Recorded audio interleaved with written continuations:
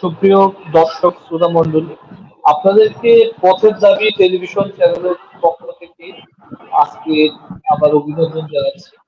আপনারা জানেন যে আমরা বিভিন্ন সময়ে খুবই গুরুত্বপূর্ণ বিষয়গুলোকে আমাদের এখানকার বিভিন্ন শ্রেণী পেশার মানুষের যে মতামত সেটা আমরা আপনাদের সামনে তুলে ধরার চেষ্টা করছি। যদিও আমাদের এই পরিসরটা দীর্ঘদিন ধরে আমরা এই প্র্যাকটিসটা করছি, তো তারই ধারাবাহিকতায় এবারের বিষয়টা আমরা একটু ব্যতিক্রম বিষয় চিহ্নিত করেছি। যে সমসাময়িক কালের অনেক ব্যাপার নিয়ে আমরা যেমনি আলোচনা করি, তেমনি করে শিল্প সাহিত্য জগৎ সেটাও মানুষের জানার জন্য, মানুষের বোঝার জন্য এবং একটা সময়কে বোঝার জন্য খুবই গুরুত্বপূর্ণ ভূমিকা রাখে। এই বিবেচনা থেকে আমরা এবারে যে টপিকটা নির্ধারণ করেছি সেটা ছিল জীবনানন্দ দাশ, তার কাল এবং তার সময়। সেই সময়কে আমরা হচ্ছে এবার আলোচনা করতে চাই। তো সেই জায়গা থেকে আমাদের এবারের যে আলোচনার বিষয়বস্তু, সেই বিষয়বস্তুগুলো সব আমরা আজকে শুরু করতে যাচ্ছি। তো প্রথমেই আমরা আপনাদের কাছ থেকে এটা শুনতে চাইবো, জীবনানন্দ দাশ আপনাদের চোখে কোন জায়গা থেকে আসলে তাকে আমরা অনেক বড় মাপের মানুষ হিসাবে মনে করছি, আপনাদের দৃষ্টিভঙ্গি সেটা আমরা একটু শুনবো। আর তার সাথে সাথে আমাদের বিভিন্ন দর্শকদের মধ্য থেকে কিছু প্রশ্ন থাকবে, সেগুলোকে জবাব আপনারা একটু আলোচনা দেওয়ার চেষ্টা করবেন। তো আজকের আমাদের আলোচনায় অংশ নিয়েছেন বিশিষ্ট সাংবাদিক জীবনানন্দ দাশ থেকে একজন জীবনানন্দ স্বপন খন্দকার। এছাড়া আমাদের সাথে যুক্ত আছে সংস্কৃতি ব্যক্তিত্ব প্রগতি লেখক সংঘ বরিশাল জেলা শাখার সভাপতি অপূর্ব গৌতম। এছাড়া আমাদের সাথে যুক্ত আছেন কালের ধ্বনি পত্রিকার সম্পাদক কাজল দাস। আপনাদের সবাইকে আমাদের পথের দাবি টিমের পক্ষ থেকে অভিনন্দন জানাই এবং আমাদের দর্শকদের পক্ষ থেকে পুনর্বার আপনাদেরকে শুভেচ্ছা জানাই। তো আমরা প্রথমে একটু শুনতে চাইবো যে আমাদের অপূর্ব তার কাছে। অপূর্ব দীর্ঘদিন গণমানুষের জন্য কাজ করছেন এবং সংস্কৃতির অঙ্গনে একটা গুরুত্বপূর্ণ ভূমিকা পালন করার চেষ্টা করছেন। বিপ্লবী পরিবর্তন থেকে যে একটা বিপ্লবী পরিবর্তন থেকে যে শিল্প সাহিত্যকে দেখার যে জায়গা, সেই জায়গাটাকে নির্মাণের জন্য একটা তৎপরতা চালাচ্ছেন। বৃহত্তর বরিশাল অঞ্চলের মানুষের মধ্যে শিল্প সংস্কৃতি যাতে আরো এগিয়ে যেতে পারে সেই বিষয়টাকে গুরুত্ব দিয়ে আজ পর্যন্ত কাজ করে যাচ্ছে। ফলে আমরা আগে গৌতম দার কাছ থেকে শুনবো। গৌতম দা, আপনি আমাদেরকে একটু বলেন যে জীবনানন্দ দাশ একজন কবি এবং জীবনানন্দ দাশ একজন মানুষ, এই যে ব্যক্তি জীবনানন্দ দাশ এবং কবি জীবনানন্দ দাশ, এই ক্ষেত্রে কোন দিকটা আসলে আপনার কাছে খুবই গুরুত্ব পায় এবং আপনি খুবই গুরুত্ব দিয়ে মনোযোগ দিয়ে বিবেচনা করেন, যেটা অন্যদের ক্ষেত্রে কিভাবে করেন? তারা কি শুনতে পেলেন? হ্যাঁ, শুনছি।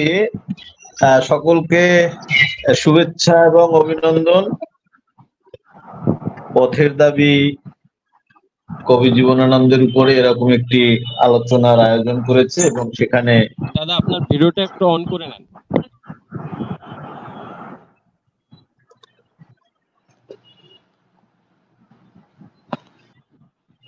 বরিশালের জ্যেষ্ঠ সাংবাদিক স্বপন খন্দকার এবং বিশিষ্ট লেখক এবং গবেষক কাজল যুক্ত হয়েছে, আমিও যুক্ত হয়েছি। সবাইকে শুভেচ্ছা এবং অভিনন্দন। প্রশ্নটা ব্যক্তি জীবন, জীবনানন্দ দাশের ব্যক্তি জীবন এবং কবি হিসাবে জীবনানন্দ, গুরুত্বর বিষয়টি। তো আমি যদি ঠিক এক কথায় বলতে যাই তাহলে আমি তার কবিসত্তাকে গুরুত্ব দেব, প্রাধান্য দেব এবং ব্যক্তি জীবনে তার ব্যক্তি জীবন আমি পর্যালোচনা করব আপনার তার সাহিত্য পর্যালোচনার পরে। প্রথমে তিনি কবি আমার কাছে, তারপরে তার ব্যক্তি জীবন। ব্যক্তি জীবন এটা আসলে একটা চর্চিত বিষয় না আমার কাছে। ব্যক্তি জীবনে মানুষ ঘাত প্রতিঘাত, চড়াই উতরাই, অনেক কষ্ট স্বীকার করে সে তার শেষ পর্যন্ত একটি চূড়ান্ত লক্ষ্যে পৌঁছায়, এবং এই যে চূড়ান্ত লক্ষ্যে পৌঁছানোটা, এটা হলো তার কাজ। সে তার ব্যক্তি জীবনকে ছাপিয়ে গেছে এবং তিনি আমাদের লক্ষ লক্ষ কোটি কোটি মানুষের হৃদয়ে স্থান করে নিয়েছে একজন কবি হিসাবে, এবং তিনি আমাদের কাছে একজন অনুকরণীয় ব্যক্তি। তিনি আমাদের কাছে একজন আদর্শিক একজন ব্যক্তি। আমরা তার দ্বারা প্রভাবিত হই। প্রতিটি বাঙালি, যারা, আমার তো বিশ্বাস যে যিনি তার নামটা লিখতে পারেন অথবা নামটা লিখতে নাও পারেন, তিনিও জীবনানন্দ দাশের বেশ কিছু কবিতা, বেশ কিছু উপমা সেও ধারণ করেন। অতএব এই যে প্রভাব, এই প্রভাবটাই হলো জীবনানন্দকে কবি হিসাবে স্বীকৃতি দেয়। ব্যক্তি জীবন সম্পর্কে যদি আমি আলোচনায় আসি, তাহলে এটা আমার কাছে একটি গৌণ বিষয়। এটা নিয়ে আলোচনা করার সময় পাস করা, এটা এক ধরনের কথা। তা আমি মনে করি যে তার যে সাহিত্য চর্চা এবং জীবন সংগ্রাম, একটু একটু আপনি ব্যক্তি জীবন না, আপনি একটু কবি জীবনটাই আলোচনা করেন, দর্শকরা আসলে সেটাই শুনতে চায়। কবি জীবনটা আসলে আপনার দৃষ্টিতে কেন, বা কেন সেটা আপনাকে আকর্ষিত করেছে? এত কবিদের মাঝে জীবন কি আপনি পেয়েছেন আপনার ভাষায়? আপনি জানবেন যে জীবনানন্দ দাশ তিনি যে ছোটবেলা থেকেই যে সাহিত্যের প্রতি তার যে আকর্ষণ, সে আকর্ষণ থেকেই কিন্তু তিনি আমাদেরকে সেই ছোটবেলা থেকেই লেখালেখির মাধ্যমে আমাদের সমাজকে কিছু না কিছু দেওয়ার চেষ্টা করেছে। এবং এই ধাপ যখন তার বয়স যখন বাড়ে, যখন তিনি আপনার বড় হয়, লেখাপড়ার জীবন শেষ হয়, এবং সে প্রয়োজনের তাগিদে যখন যেখানে চাকরি করতে গেছে, তাও কিন্তু সে মনোযোগ দিয়ে চাকরিটা করতে পারে নাই, কারণ তার ভেতরে একটা কবি ভাব বা এই সমাজকে নিয়ে তার যে চিন্তা চেতনা এবং এই সমাজকে নিয়ে যে তার লেখা, এগুলো তাকে বেশ তাড়িত করে। এই তাড়িত করার মধ্য থেকেই সে কিন্তু তার বিভিন্ন জায়গায় সে তার চাকরি জীবনটাকেও কিন্তু সে উপভোগ করতে পারেনি। বরঞ্চ তিনি অনেক সময় মনে করেছেন যে এই চাকরির চেয়ে তার লেখালেখি, এটাই তার প্রাধান্য হওয়া উচিত। আমরা কিন্তু তার জীবনকে যদি অ্যানালাইসিস করি, তাহলে কিন্তু আমরা এই বিষয়গুলোই দেখতে পারবো। এবং এই যে জীবন সংগ্রাম, অসম্ভব রকমের জীবন সংগ্রামের মধ্য থেকে সে সাহিত্য চর্চা করে আজকে আমাদের হৃদয়ে আসন গেড়েছেন। অতএব তার ব্যক্তি জীবনকে আমি ওইভাবে প্রাধান্য না দিয়ে তার সৃষ্টিশীল চিন্তা, তার সৃষ্টিশীল লেখা, তার মনের ভিতরে যে সৃষ্টির যে আনন্দ, সেই আনন্দটাকেই তিনি উপভোগ করেছেন, এবং তা থেকেই আমরা আজকে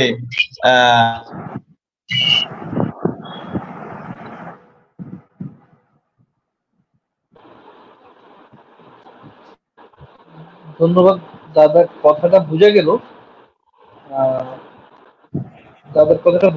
দাদা আসলে যেটা বললেন বা অপূর্বদা, জীবনানন্দ দাশের উনি আসলে ব্যক্তি জীবন থেকে কবি জীবনটাকেই অনেক বেশি প্রাধান্য দিতে চান।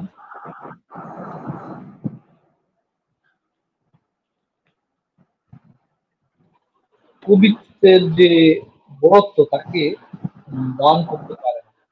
তো সেই জায়গা থেকে আমরা দাদার কথাটা বুঝতে পেরেছি। তো কাজুদা কি আমাকে শুনতে পাচ্ছেন?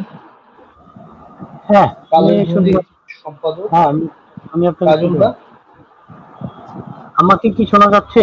হ্যালো সন্তু, আমাকে শোনা যায়? হ্যাঁ হ্যাঁ শুনতে পাচ্ছি, দুইজনকে শুনতে পাচ্ছি। কাজল দা একটু ক্যামেরাটা অন করে নিলে ভালো হতো। আমার তো ভাই ক্যামেরা নাই ভাই, আমি খুব সাধারণ মানুষ।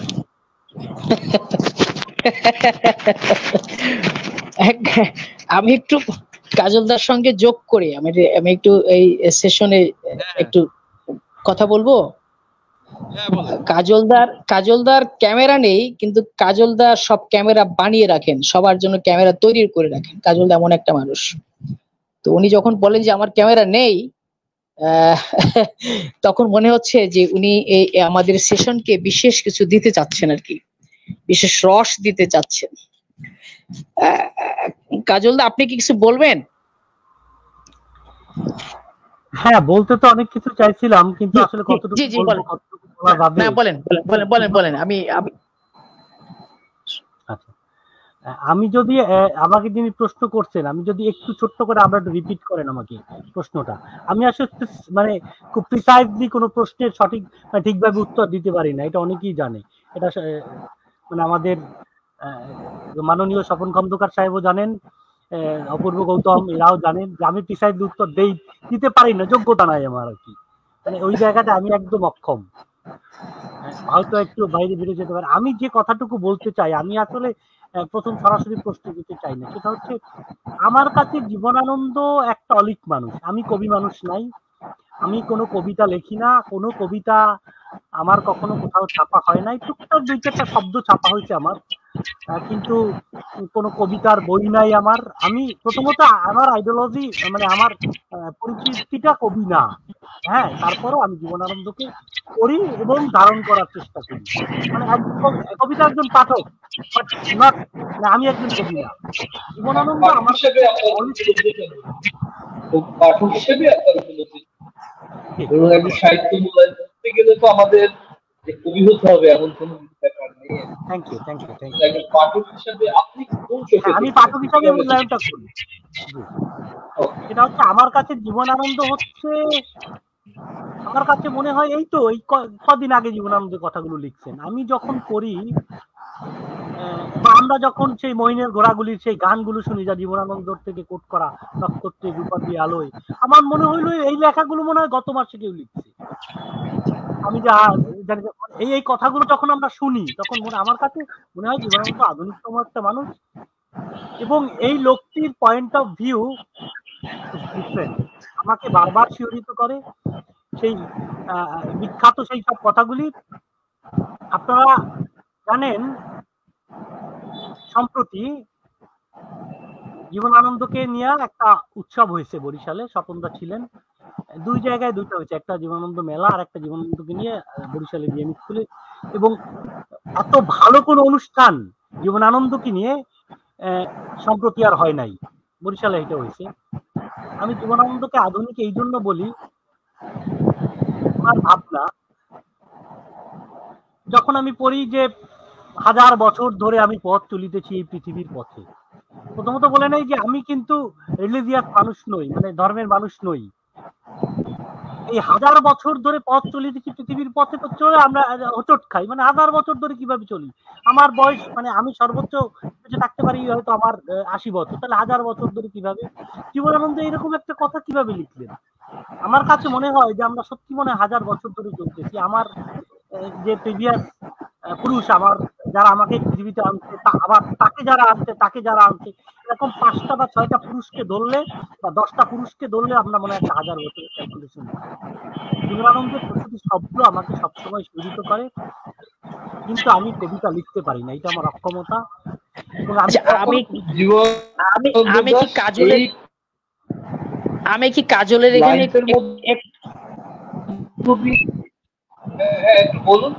হ্যালো, আমি কি কাজলের সঙ্গে একটু ঢুকবো? কাজলের পাশে। জি জি, সেটি হচ্ছে যে কাজল যেভাবে বলছিলেন যে 1000 বছর ধরে পথ হাঁটিতেছি পৃথিবীর পরে, এইটার একটা ভিন্ন ডাইমেনশন কিন্তু আমরাও দেখি। সেটি হচ্ছে যে 1000 বছর ধরে পথ চলিতেছে পৃথিবীর পরে, এটা কি উনি বাঙালির কথা বলেছেন? যে বাঙালিকে আমরা খুঁজি 1000 বছর ধরে? আমাদের কিন্তু তাও মনে হয় যে উনি উনি উনি উনি হয়তো বাঙালির যে সত্তা, বাঙালির যে পথ চলা, বাঙালির যে জার্নি, উনি হয়তো ওনার কবিতা এইটুকুই বোঝাতে চেয়েছেন। আমি কাজলদের সঙ্গে এই মুহূর্তে এইটুকু যোগ করবার জন্য আমি আগ্রহ ব্যক্ত করেছি। কাজল জি, আপনার কথাটি বলুন আপনি বাকিটুকু। হ্যাঁ, আপনি ঠিক বলছেন স্বপনদা। উনি হচ্ছে মাল্টি ওয়েতে, আমার কাছে কখনো মনে হয় যে জীবনানন্দের কবিতা মানে ওনার প্রতিটি কথা মাল্টি ওয়েতে ইউজ করা যায়। আমি জীবনানন্দকে এইটুকুই মানে এইভাবে বুঝি আর কি। আমি অন্যদের কথা একটু শুনি, তারপরে আমি কথা বলবো। Thank you.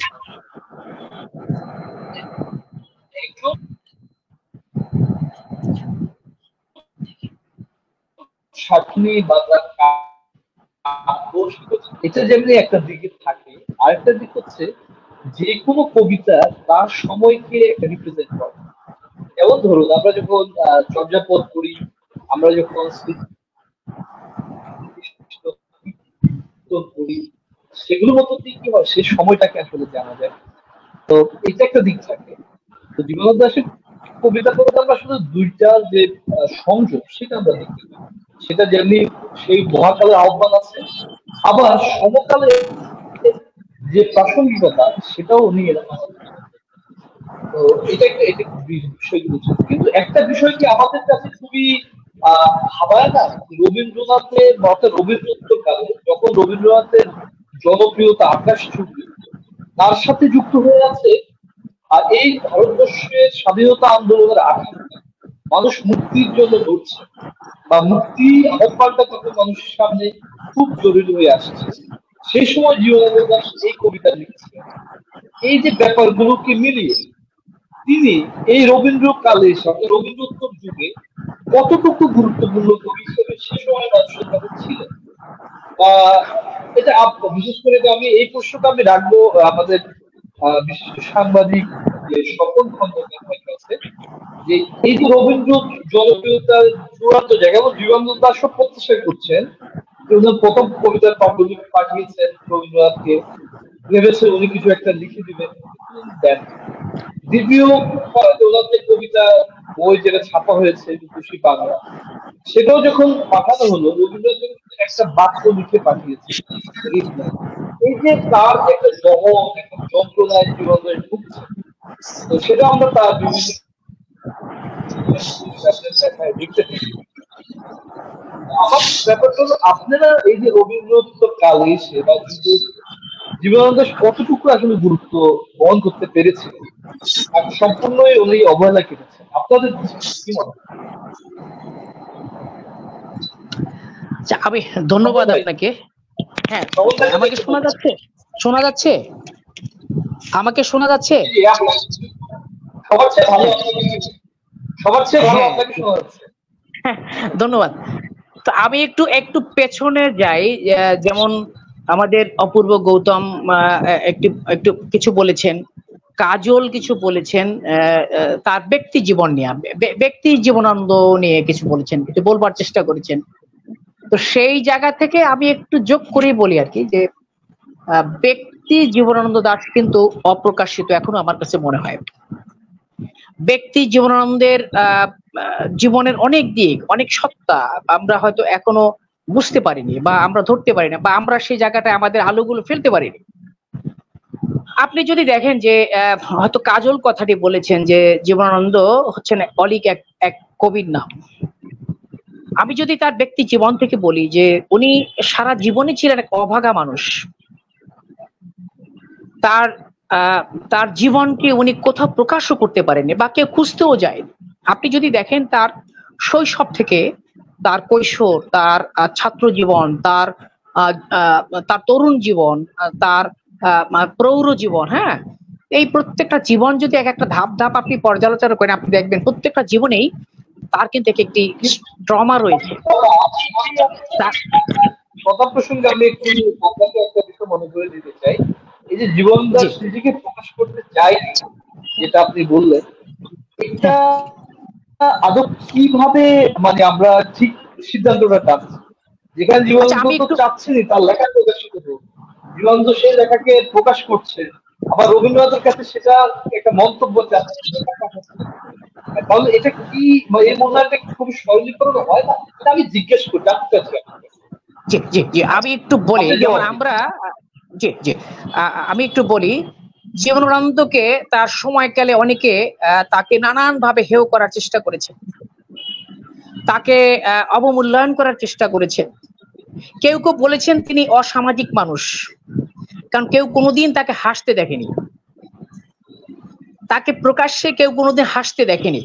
কিন্তু আপনি যদি খোঁজ নিয়ে দেখেন, যে আপনি দেখবেন যে জীবনানন্দের সঙ্গে যখন সাহিত্যিক শামসুদ্দিন আবুল কালামের বৈঠক হতো, তাদের যখন আড্ডা হতো, সেখানে তিনি প্রাণ খুলে হাসতেন। সেখানে তার বাড়িতে জনাব শামসুদ্দিন আবুল কালামের বাড়িতে উনি যখন যেতেন অন্যান্য বন্ধুদের সঙ্গে, অন্যান্য সঙ্গীদের সঙ্গে, উনি প্রাণ খুলে হাসতেন। এই হাসি কিন্তু বাইরে কেউ কখনো মানে দেখেনি। হ্যাঁ, তো এটি হচ্ছে তার জীবনের একটা ভিন্ন দিক। তো এমন হতে পারে যে উনি ওনার হাসি প্রকাশ করবার মতো, হাসিটিকে বিকশিত করবার মতো কোনো পরিবেশ কোথাও খুঁজে পাচ্ছিলেন না, তাও হতে পারে। এটি হতে পারে সামাজিক বন্ধ্যাত্বের বিষয়, এটি হতে পারে তার প্রতি মানুষের অন্যান্য তার সমসাময়িক মানুষের বিরূপ মনোভাবের কারণে হতে পারে, উনি বন্ধুহীন ছিলেন, তাও হতে পারে। হ্যাঁ, বা উনি নিজেকে আড়াল করবার চেষ্টা করে গেছেন, তাও হতে পারে। এটি হচ্ছে একটা দিক। আরেকটি বিষয় হচ্ছে, যেটি আমি ব্যক্তিগতভাবে জানি, যে উনি যখন এই দেশ ছেড়ে চলে গেছেন, সেই সময়কালটি ছিল খুব কঠিন একটি সময়, রাজনৈতিক ভাবে খুব কঠিন একটি সময়। এটিও ছিল তার একটি ট্রমার একটি দিক। ওনার বেশ কিছু পাণ্ডুলিপি, যেগুলো আমরা জানি যে এখানে কিছু প্রেস ছিল, কিছু ছাপাখানা ছিল, সেই ছাপাখানা থেকে তার বেশ কিছু পাণ্ডুলিপি হারিয়ে গেছে, লোপাট হয়েছে অথবা ধ্বংস হয়ে গেছে, যেটি আমাদের মহান মুক্তিযুদ্ধের সময় ওই ছাপাখানায় কিন্তু ছিল। তো মুক্তিযুদ্ধের পরে সে সমস্ত মানে ওই যে পাণ্ডুলিপিকে খোঁজ নিতেও যায়নি, আর কোথায় লুকিয়ে আছে, কোথায় হারিয়ে গেছে, কি হারিয়ে গেছে, কে খোঁজ নিতেও যায়নি। সেই সমস্ত পাণ্ডুলিপি যদি উদ্ধার করা যেত, তাহলে আমরা অন্য কোন জীবনানন্দকে আরো নতুন করে প্রকাশ করতে পারতাম, আমরা তাকে আবিষ্কার করতে পারতাম, আমরা তাকে সবার কাছে প্রকাশ করতে পারতাম। এটি হচ্ছে আমার একটি অবজারভেশন।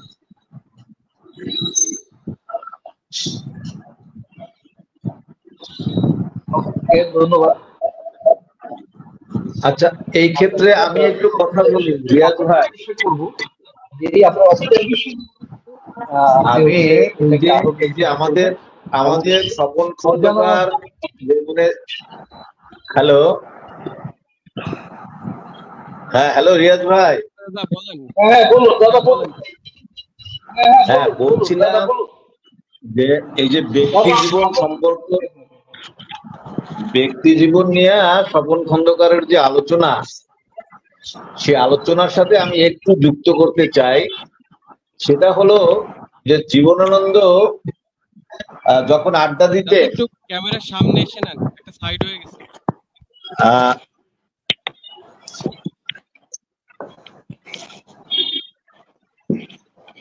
দেখা যাচ্ছে?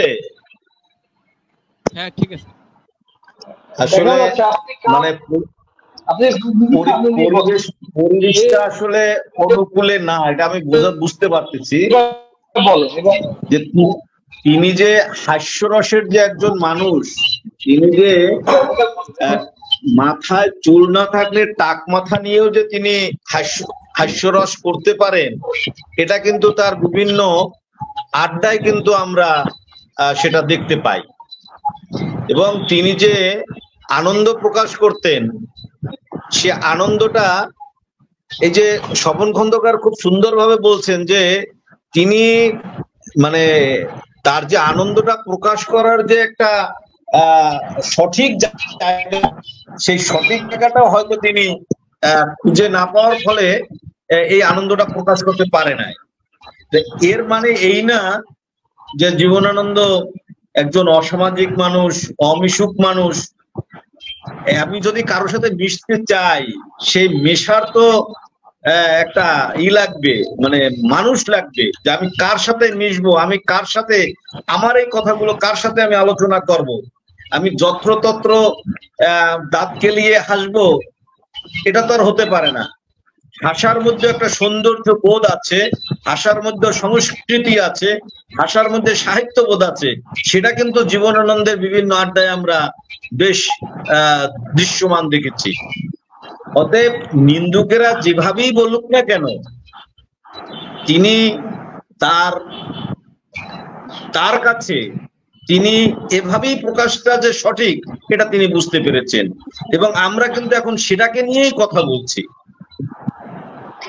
অন্য দর্জনার মতন এখানে ওখানে দাঁত কেলিয়ে জীবনানন্দ হাসে নাই, এর সাথে ওর সাথে রগর করে নাই, রহস্য করে নাই, এটা ঠিক আছে। কিন্তু যেখানে প্রয়োজন, যেখানে মজার ঘটনা ঘটানো যায়, আনন্দের মাধ্যমেও একটি ঘটনার প্রকাশ করা যায়, তা কিন্তু তিনি ঠিকই করেছেন। এবং আজকে কিন্তু আমরা তাকে সেই বিষয় নিয়ে কথাটা বলছি। অতএব জীবনানন্দ দাশের এই যে বিনোদ, এবং আরো একটি ভালো কথা হলো, হ্যাঁ হ্যালো, জীবনানন্দ দাশও স্যাটায়ার করেছেন, অর্থাৎ জীবনানন্দ দাশও যোগ স্যাটায়ার করতেন, হাস্যরসাত্মক কথা বলতেন। আপনার সাউন্ড আসলে এতটাই লো, শোনা যাচ্ছে না।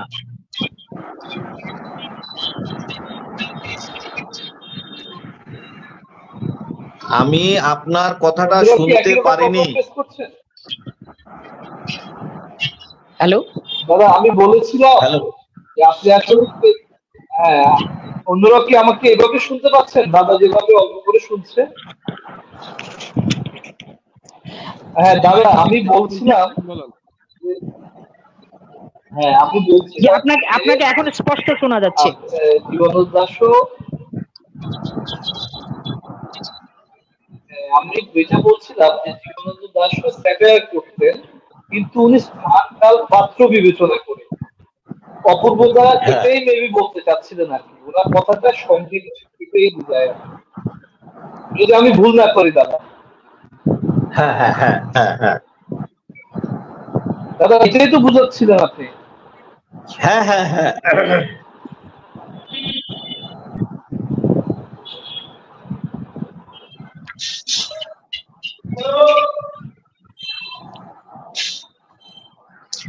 আমার এখানে হয়তো নেটের কোনো প্রবলেম আছে, এজন্য আমি টোটাল অনুষ্ঠানটাকে আসলে ওইভাবে উপভোগ করতে পারছি না। দাদা আপনার ক্যামেরাটা এই অ্যাঙ্গেলেই রাখেন, এটা ঠিক আছে। কথা বলার ক্ষেত্রে তো এই অ্যাঙ্গেলে রাখলে উনি হচ্ছে সাউন্ড শুনতে পান, মানে উনি বললে সমস্যা হয় না, কিন্তু উনি শুনতে গেলে সমস্যা। আচ্ছা, তো আমরা সামনের দিকে আগাই। ওকে, আমরা এবার তাহলে আমরা আরেকটা,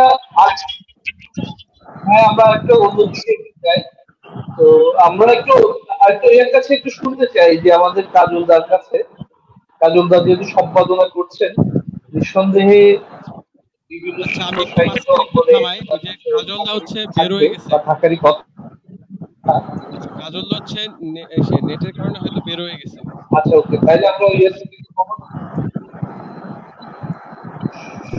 একটু স্বপন ভাইয়ের সাথে একটু আলাপ করি। স্বপন ভাই, আমরা যেটা দেখতে পাচ্ছি যে জীবনানন্দের কবিতায় যেটা প্রধানত গুরুত্ব পেয়েছে, আমাকে শুনতে পাচ্ছেন স্বপন ভাই? অস্পষ্ট শুনছি, অস্পষ্ট ভেঙে যাচ্ছে কথা আর কি।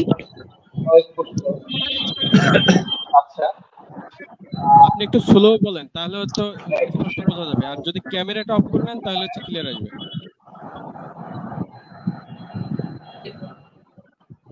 হ্যাঁ এবার কি স্পষ্ট আসছে এখন? হ্যাঁ এইবার স্পষ্ট আসছে। জি, ও তাহলে ভালো বলেছে, ক্যামেরা বন্ধ রাখলে স্পষ্ট হয়ে যাবে। আমি যেটা বলছিলাম দাদা, জীবনানন্দ দাশ যে কবিতায় প্রধানত যে দিকটা আমরা দেখতে পাই, সেটা হচ্ছে উনি প্রকৃতি নিবৃত্তচারী মানুষ, প্রকৃতি প্রেমের একটি মজবুত, প্রকৃতিকে উনি প্রধান করে আনছেন দেখার মধ্যে, আর একটা হচ্ছে স্মৃতি কাতরতায় ঢুকছেন। এই দুইটা জিনিস খুব গুরুত্বপূর্ণ। এটা কেন এখানে বা এই জিনিসটা কেন ওনার কবিতায় প্রধান স্থান করে নেয় বলে আপনি মনে করেন, বা এর পিছনে আসলে হিস্ট্রিটা কি, যেটা আপনার রবীন্দ্রনাথ জীবন দশকে নিয়ে চর্চা যতদূর জানতে পেরেছেন, কি মনে হয়?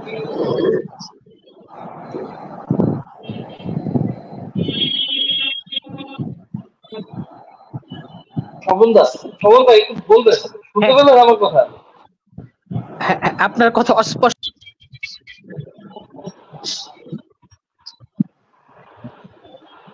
বললাম জীবন, আমি কি আরেকবার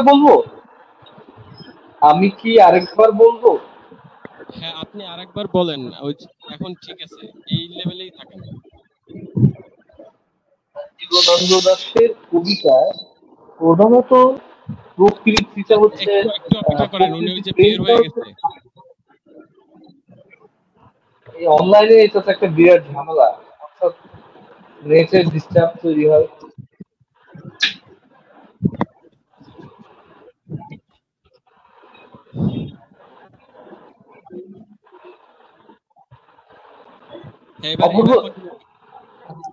হ্যাঁ হ্যাঁ, স্বপন ভাই কি শুনতে পাচ্ছেন?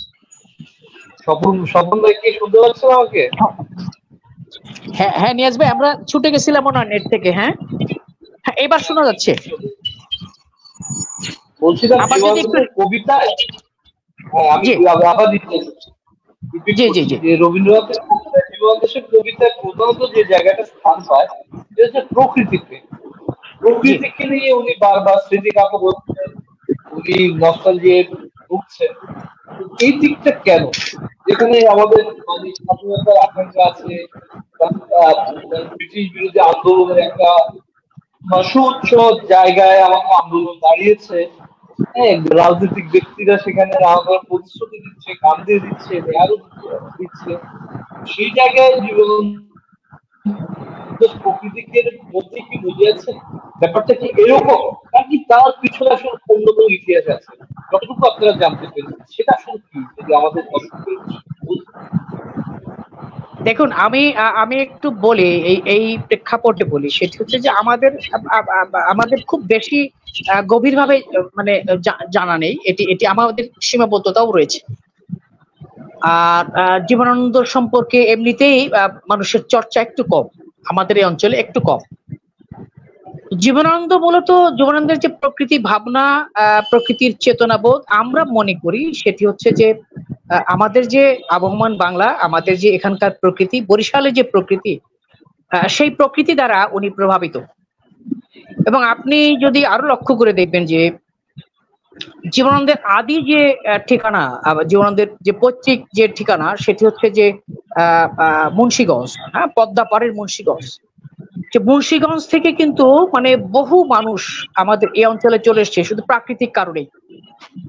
প্রাকৃতিক কারণেই মুন্সিগঞ্জের বহু মানুষের মানে অবস্থান একটা সময়, ধরেন যে বছর 6 মাস তারা হয়তো বরিশাল অঞ্চলে বা দক্ষিণ অঞ্চলে এসে তারা ঘাঁটি কাটতো বা বসবাস করতো, ব্যবসা বাণিজ্য করতো, তারা পেশা নিয়ে আসতো। হ্যাঁ, তো জীবনানন্দ হয়তো সেভাবে করেনি, কিন্তু ওনাদের শিকড় কিন্তু মুন্সিগঞ্জ।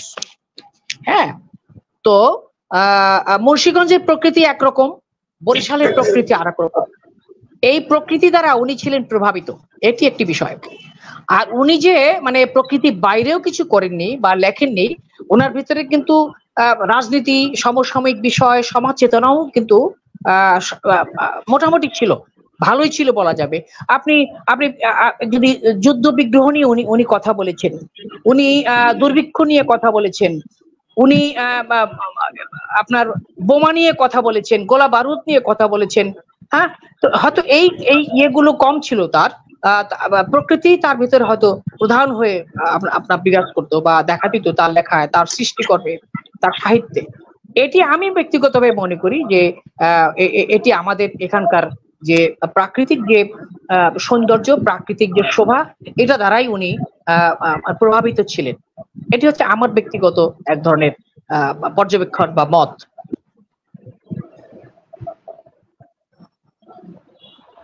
অপূর্বদা কি স্বপন ভাই এই কথার সাথে একমত? স্বপন ভাই মনে করছেন যে বা উনি বলছেন যে এই না, মানে এই তো প্রকৃতি ওনার মধ্যে একমত কাজ করেছে, একমত তো হইতেই হবে, বা আপনার কারণ মন্তব্য কি? জীবনানন্দ দাশ প্রকৃতি দ্বারা প্রভাবিত, আর আমরা জীবনানন্দ দাশ দ্বারা প্রভাবিত। এখন এই যে তিনি যে প্রকৃতির উপরে তার যে প্রভাব, প্রকৃতি, এবং আপনি তার দেখবেন যে তার কবিতা, নিবন্ধ, প্রবন্ধ যেখানেই যা তার লেখনী আছে, সেখানে তার অনেক উপমা, প্রকৃতি, ঘাস, ফড়িং, আপনার জলাশয়, পুকুর, মানে প্রকৃতির যেসব বিষয় আছে এই বিষয়গুলোই কিন্তু তার কবিতায়, তার গল্পে, তার প্রবন্ধে উপমা হিসাবে ছড়িয়ে ছিটিয়ে আছে। তো এক্ষেত্রে আমরা এইসব ক্ষেত্রেই আমরা এসব থেকে আমাদের তো একটা ধারণাই জন্মে যে তিনি প্রকৃতির সাথে কিভাবে মিশে গেছেন এই উপমাগুলো থেকে। এবং সে যে আপনার মুন্সিগঞ্জ, আপনার বিক্রমপুর, সাবেক বিক্রমপুর, বর্তমানে মুন্সিগঞ্জ, সেখান থেকে উনি আমাদের বরিশালে ওনার পিতৃপুরুষ বরিশালে চলে এসেছেন, এবং বরিশালে এসে উনি বরিশালে জন্মগ্রহণ করেছেন। এবং এই যে ওখানকার ওনার পিতৃপুরুষরা ওখানকার যে পরিবেশের সাথে যুক্ত ছিলেন, জীবনানন্দ কিন্তু বরিশালের এসে বরিশালে জন্মগ্রহণ করে কিন্তু আরেকটি পরিবেশের সাথে সম্পৃক্ততা এবং তার নিজের এই অঞ্চলের সম্পৃক্ততা, এই যে প্রকৃতি, এই প্রকৃতি মূলত তার উপরে বেশ প্রভাব ফেলেছে, এবং তিনি প্রকৃতিকে সেভাবেই ভালোবেসেছেন, যেটা আমরা তার বিভিন্ন লেখার মাধ্যমে উপমা হিসাবে দেখতে পাই। আমি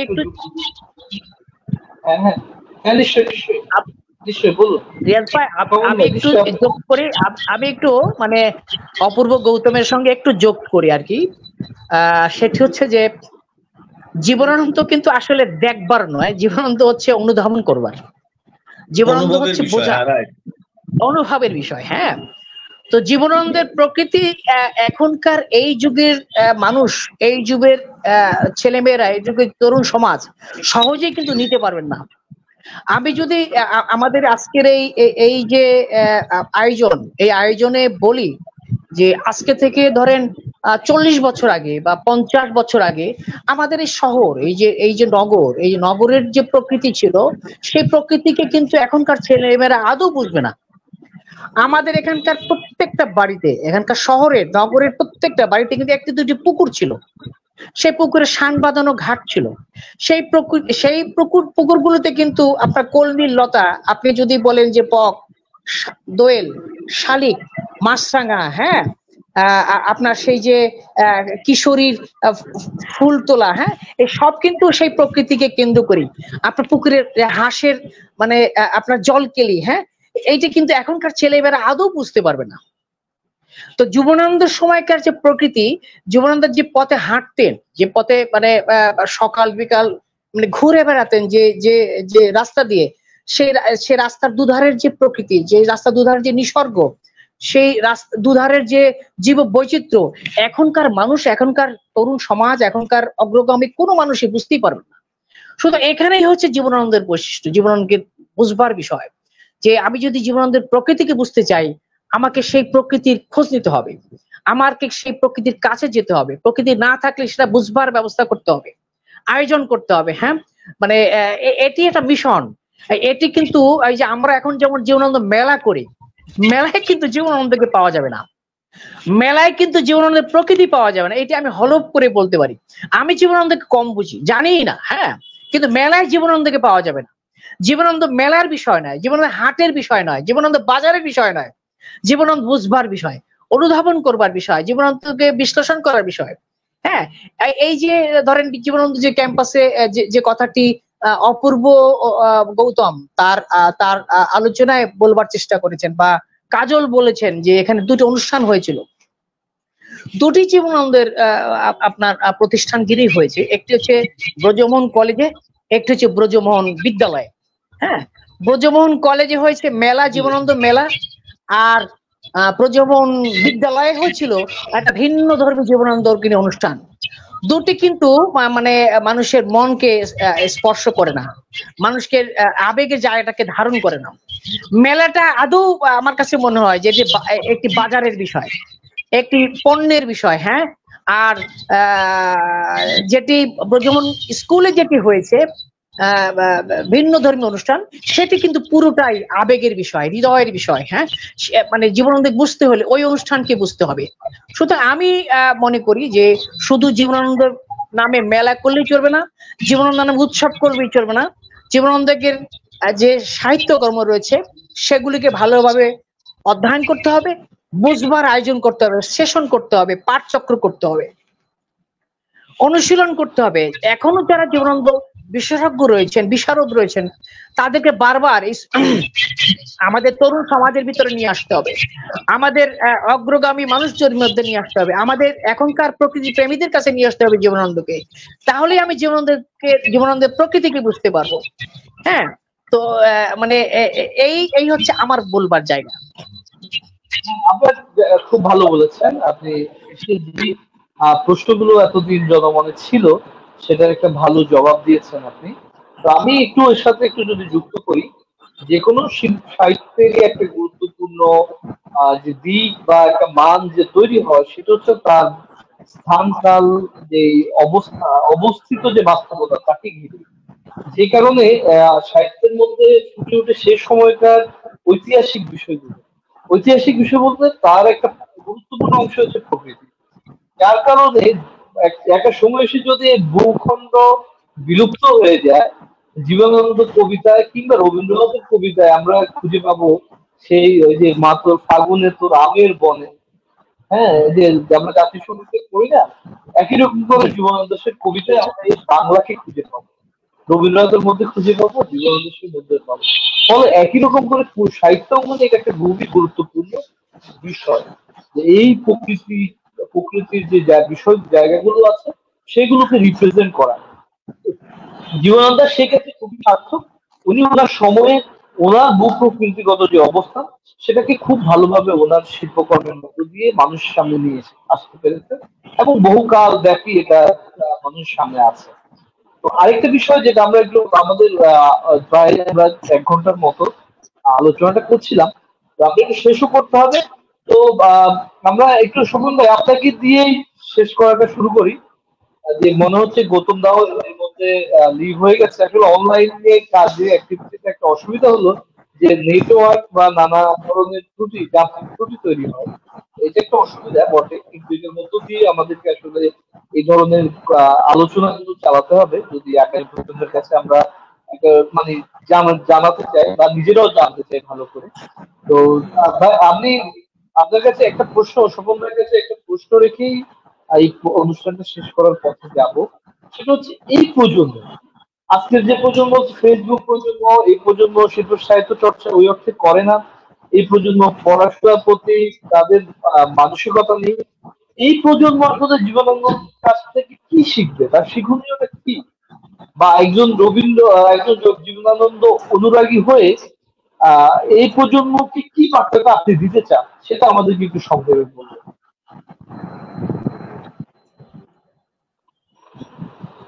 দেখুন, আমি শুনছি আপনাকে একটি অত্যন্ত মৌলিক এবং সময় উপযোগী একটি বিষয় আপনি সামনে নিয়ে এসেছেন। তো সেটি হচ্ছে যে এটি কঠিন একটি বিষয় যে বর্তমান প্রজন্ম জীবনানন্দকে কিভাবে অনুশীলন করবে, তাকে ধারণ করবে। আমাকে কি শোনা যাচ্ছে? ক্যামেরাটা একটু অন করে না। শোনা যাচ্ছে আমাকে? হ্যাঁ, ঠিক আছে। তো এইটি অত্যন্ত মৌলিক এবং কঠিন একটি বিষয় যে আমাদের বর্তমান প্রজন্ম কিভাবে জীবনানন্দকে ধারণ করবে, জীবনানন্দকে অনুশীলন করবে বা তাকে জানবে, আগ্রহ নিয়ে জানবে। মানে জানার তো কোনো শেষ নেই, মানে আগ্রহ কৌতূহল নিয়ে জীবনানন্দকে জানবে। শুধু আপনার পরীক্ষার প্রশ্ন মানে জানবার জন্যই জানা নয়, তাকে হৃদয় থেকে জানা। তো এটি অত্যন্ত একটি জটিল কঠিন একটি বিষয় বলে আমি ব্যক্তিগতভাবে মনে করি। যে আমরা যারা আমাদের যারা অগ্রজ রয়েছেন, আমাদের যারা সমাজ প্রগতির কাছাকাছি থাকেন, যারা নির্মাণ করতে চান, তারা যদি জীবনানন্দকে সামনে নিয়ে আসতে না চান, সামনে নিয়ে আসার আগ্রহ ব্যক্ত না করেন, তাহলে কিন্তু আমরা তরুণ সমাজকে সেভাবে নিয়ে আসতে পারবো। কারণ তরুণ সমাজে ওনারাই হচ্ছেন দিশারি, আমরা কেউ নই। তরুণ সমাজকে নেতৃত্ব দিবেন আমাদের শিক্ষক মন্ডলী, আমাদের সামাজিক যারা নেতৃত্বে রয়েছেন তারা, আমাদের যারা রাজনীতিক রয়েছেন তারা, আমাদের যারা প্রকৃতি প্রেমিক রয়েছেন তারা।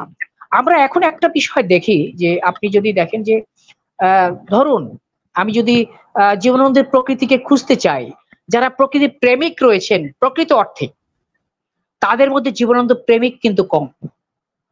যারা রয়েছেন তাদের ভিতরে অনেককেই আমি চিনি, তারা কেউ দেশে থাকেন না, তারা দেশের বাইরে থাকেন। এই মানুষগুলোকে নিয়ে যদি একটি প্ল্যাটফর্ম তৈরি করা না যায়, যদি প্ল্যাটফর্ম তৈরি করা যায়, তাহলে কিন্তু কাজটি সহজ হয় বলে আমি ব্যক্তিগতভাবে মনে করি। এবং আমার বিশ্বাস এবং আশাবাদ যে আমার এরকম অনেক মানে প্রতিশ্রুতিশীল অনেক মানুষ রয়েছেন, অনেক সৃষ্টিশীল মানুষ রয়েছেন, প্রকৃতি প্রেমিক রয়েছেন, সৃজনশীল মানুষ রয়েছেন, সৌন্দর্যপ্রিয় মানুষ রয়েছেন, বিভিন্ন প্রান্তে ছড়িয়ে ছিটিয়ে রয়েছেন। তারা একদিন জীবনানন্দকে খুঁজতে আসবেন, অন্তত এই শহরকে কেন্দ্র করে খুঁজতে আসবেন।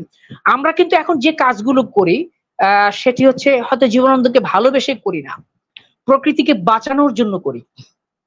এটার সঙ্গে যদি আমরা জীবনানন্দকে মেলাতে পারি, আমরা যে কজন করি আর কি, আমরা একটা গাছ বাঁচাতে চাই, পুকুর বাঁচাতে চাই, জলাশয় বাঁচাতে চাই, আপনার বস্তুতন্ত্রকে বাঁচাতে চাই, হ্যাঁ, জীব বৈচিত্র্যকে বাঁচাতে চাই, এগুলি যারা করি, এর সঙ্গে যদি জীবনানন্দকে মেলাতে পারি, তাহলে জীবনানন্দ কিন্তু আমাদের মধ্যে আবার নতুন করে ধরা দেবে, নতুন করে জীবনানন্দ ফিরে আসবেন বলে আমি ব্যক্তিগতভাবে মনে করি এবং বিশ্বাস করি হয়তো সেটি একদিন এভাবেই জীবনানন্দ আমাদের এই ধারায় আমাদের মধ্যে ফিরে আসবেন।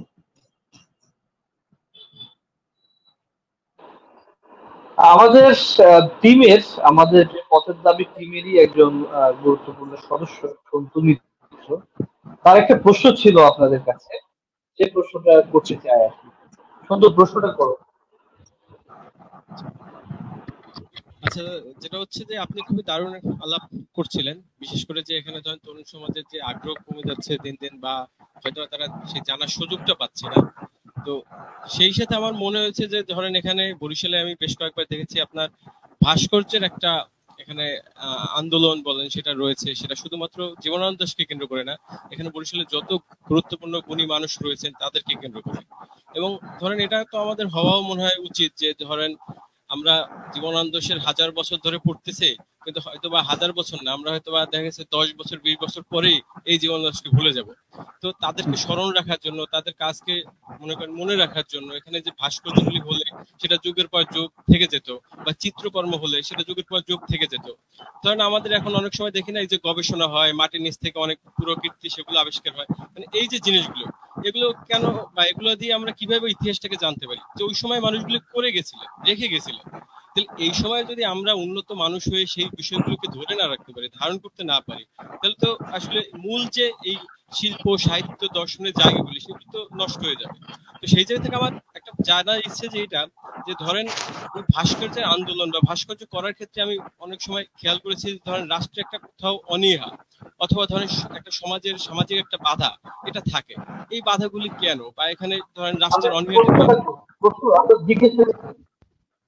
আচ্ছা আমি একটু আমি মনে আপনাকে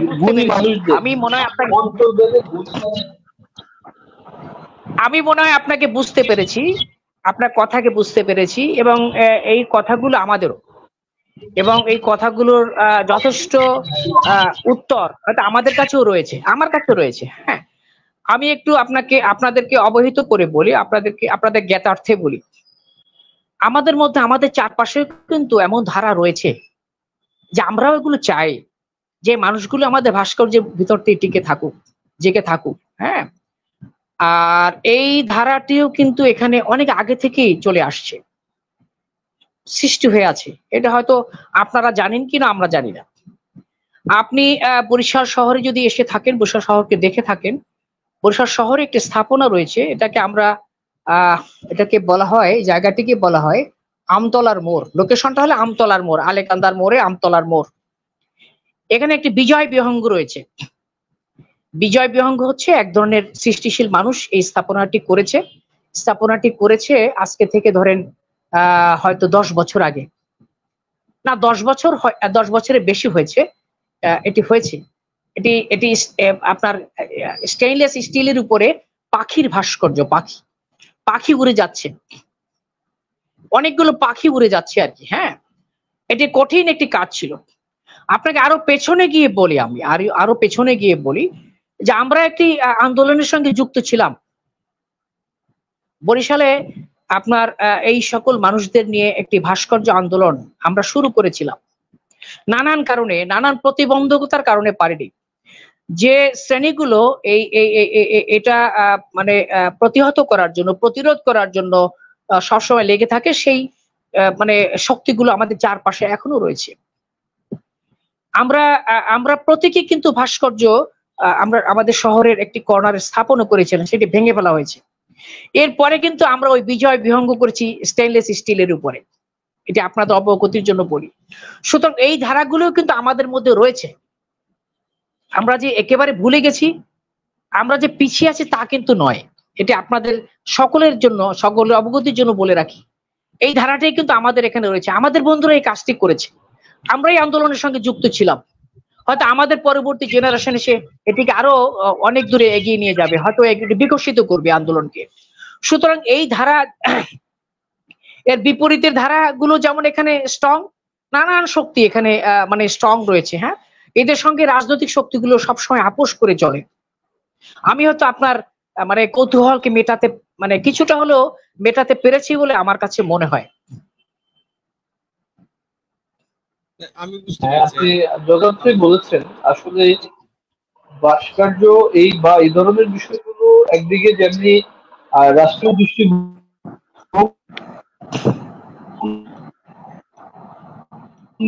দ্বারা পরিচালিত হয়। আমি কি আমাকে শোনাচ্ছে?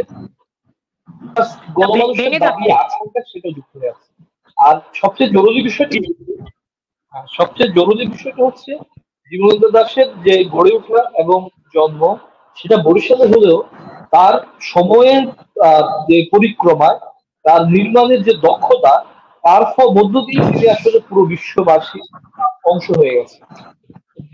এবং রবীন্দ্রনাথ জীবনানন্দ দাশের চর্চা সেটা যেমনি বরিশালে হয়, সমগ্র বাংলাদেশে হয়, বাংলা ভাষাভাষী মানুষদের মধ্যে হয়।